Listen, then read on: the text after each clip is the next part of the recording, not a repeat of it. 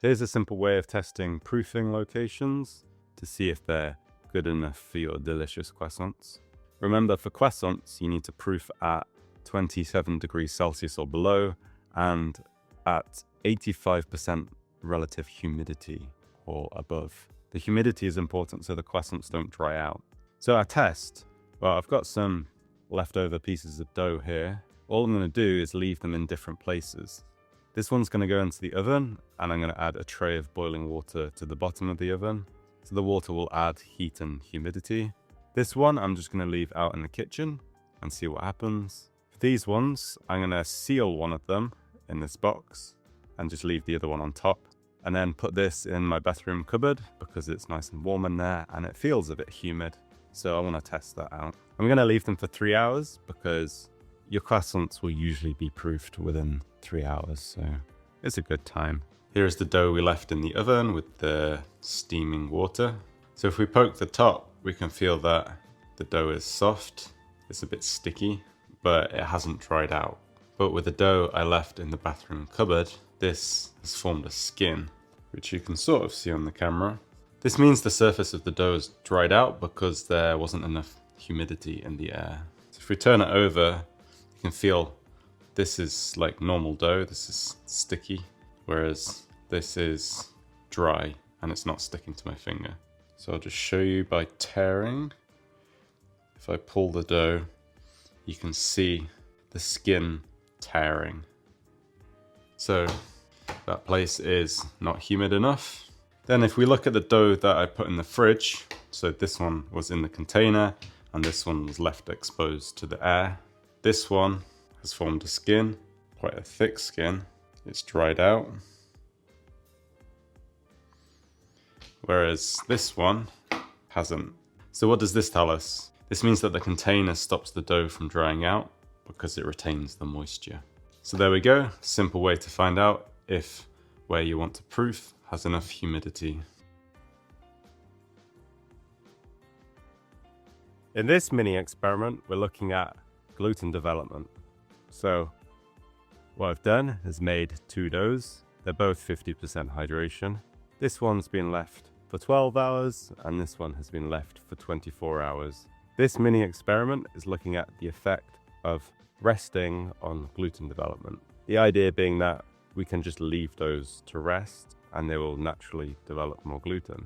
So let's take a look at the 12-hour dough. All we're going to do, give it a prod, give it a poke, and try to form a window pane.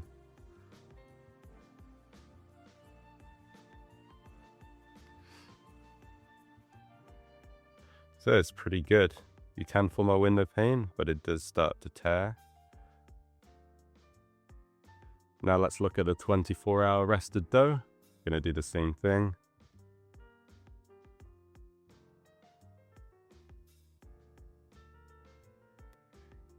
And it does exactly the same thing as the 12-hour dough. So both of the doughs form some gluten. We know that because we can create this thin layer here, but then they rip quite easily. So this means that they're sort of at a medium to full gluten development. They're not quite at full gluten development, but you can get some window paning. This is a little experiment to look at rolling technique. So we have 4 pieces of dough. They're all the same. They're each 50% hydration.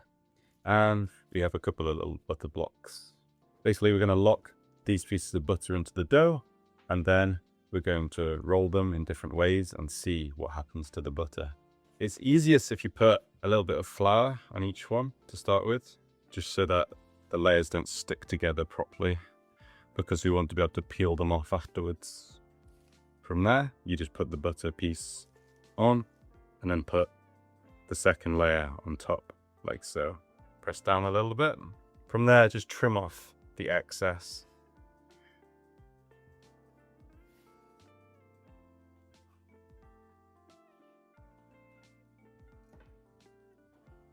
So we have 2 little butter sandwiches, and now we can see what happens if we roll them in different ways. So flour the work surface, flour the top of the dough. The first method we're going to use is just tapping it out.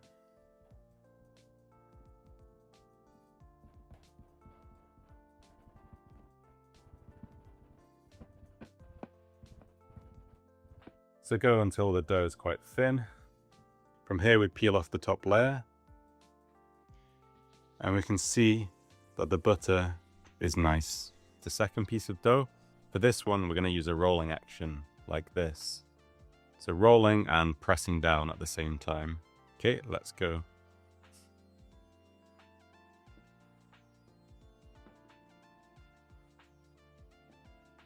Let's have a look at the results. So what we can see here is there is some shattering. There's fracturing along the edges here. And then we've got a fracture through the middle here. And then on this part here. An issue with these edge fractures here is that when we try to bend the dough, what can happen is that they can propagate or move through the dough this way and form like this kind of fracture here. So if I start to bend and you watch this here, start to bend the dough, you can see we're starting to form those cracks there. So that's just an experiment to show the difference in rolling technique. So tapping out and just conventional rolling. And it shows that conventional rolling is more rough on the dough. And this shows that conventional rolling is more rough on the butter in the dough, whereas tapping out is more gentle.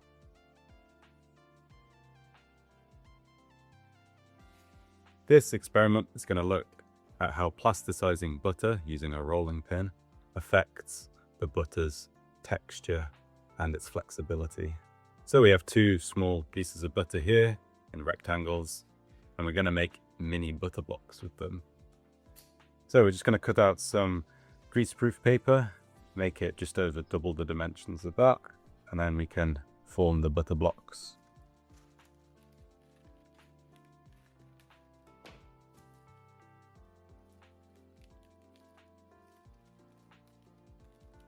So just wrap up the butter in greaseproof paper and then make little long blocks out of them. The main thing for these is that they're about 3 to 4 mil thick. You don't want it any thicker than that. So that's good. Then we go on to the next one.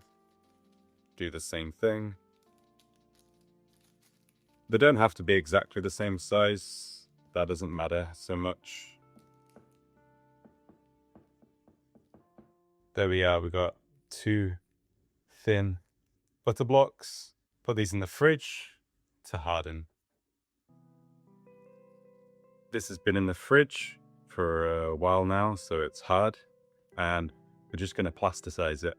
So, grab a rolling pin and bash it.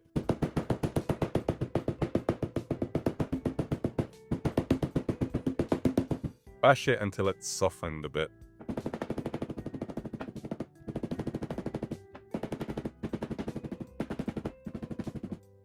So I plasticized this. Let's compare it to the other piece of butter, which has been just left in the fridge. This is the one I beat with a rolling pin. This is the one that was just left in the fridge. If we try to bend it, it starts to crack and shatter.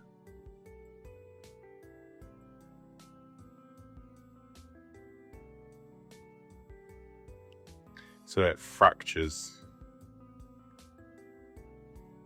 If we look at the piece that we bashed with the rolling pin, we can fold it really well and it won't crack. So it's very, very flexible. So I can fold it on itself and it doesn't crack on this edge here. So this is just a little experiment to demonstrate the effect of plasticizing butter and why it's important for croissant making. Because we need the butter to be flexible because we're going to be folding it when we do our laminations.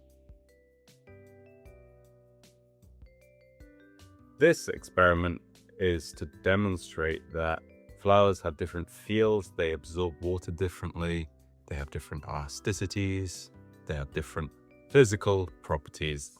So it's pretty simple. Got 40 grams of flour in each of these bowls. They're different flours.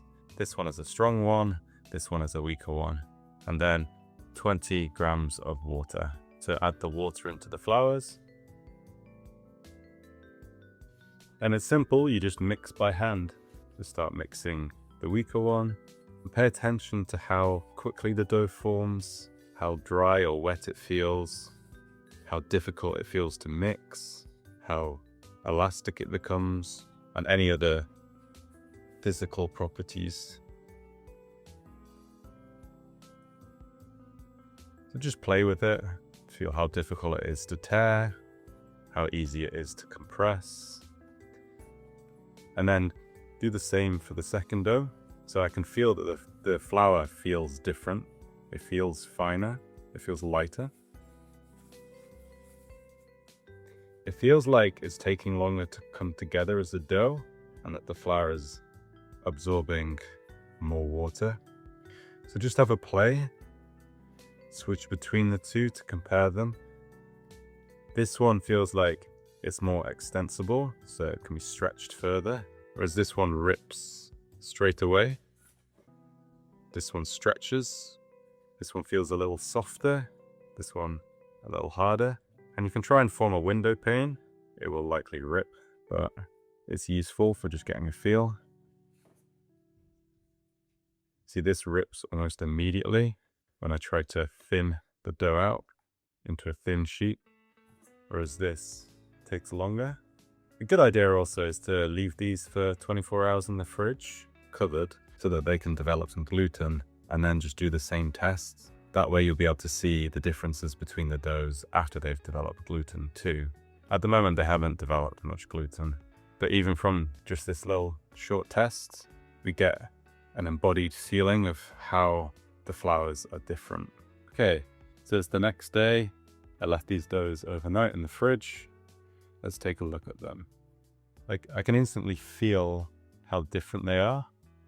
So this one feels sticky, whereas this one feels drier. If we stretch them, we can see that they're very extensible now. So we can form a very thin sheet without them ripping. That shows that there's a good gluten formation. You can do the same for this one, but it's a bit trickier. It's ripping more. Very soft and nice. This one is stronger. It's easier to tear. So we have two doughs made with the same recipe, but with different flours, and they have very different feel and very different physical properties. This shows that it's important which flour you choose for making your croissants, and also which flour you choose when you're baking other things as well.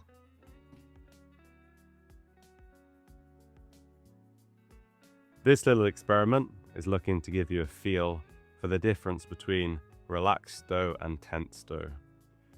We've got two dough balls here. They're both 50% hydration, and they were left for 24 hours to develop some gluten. All we're going to do, we're going to leave one here, and this one we're going to mix. So just take it and stretch it and fold it over itself and knead it. So you can knead it like normal, or you can just stretch it. We just want to work the dough. Do it for about a minute.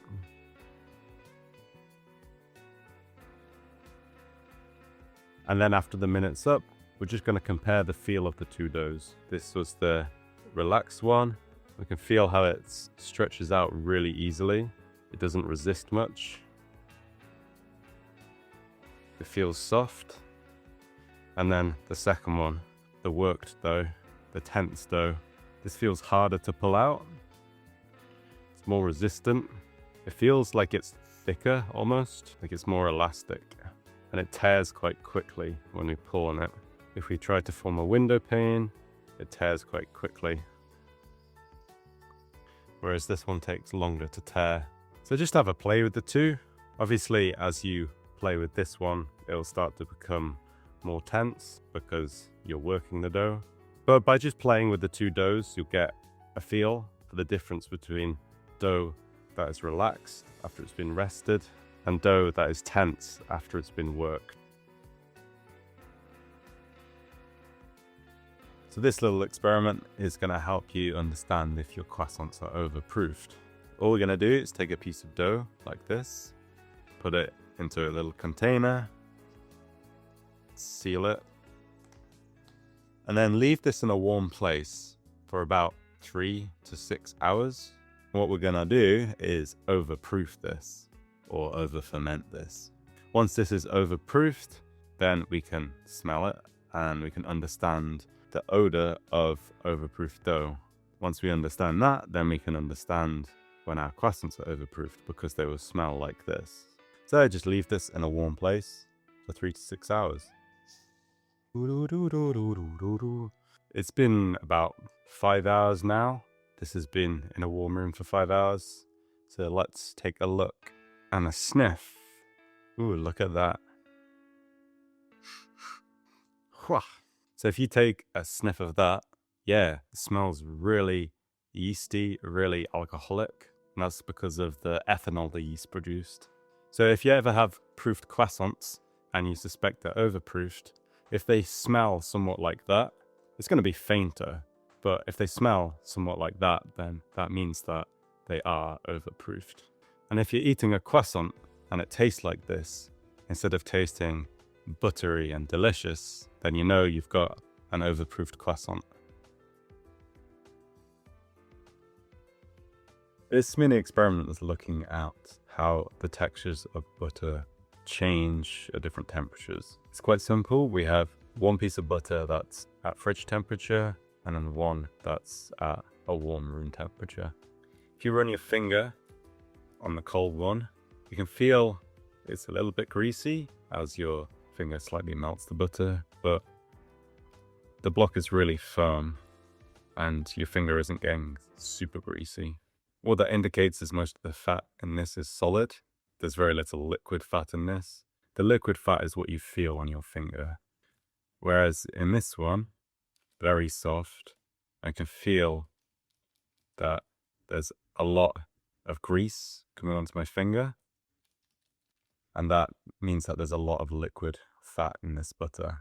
So butter doesn't melt at one temperature, it melts over a range. And over that range, you'll have a percentage of it will be solid fat and a percentage of it will be liquid fat.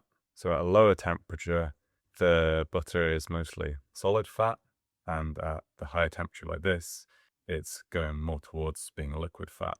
The reason for doing this experiment is it gives you intuition as to what happens if your butter is too soft. If it's too soft, it's greasy like this, and this grease gets absorbed into the croissant dough, and so you end up with a brioche. Whereas with this, it won't get absorbed into the dough, and it will maintain the separate layers.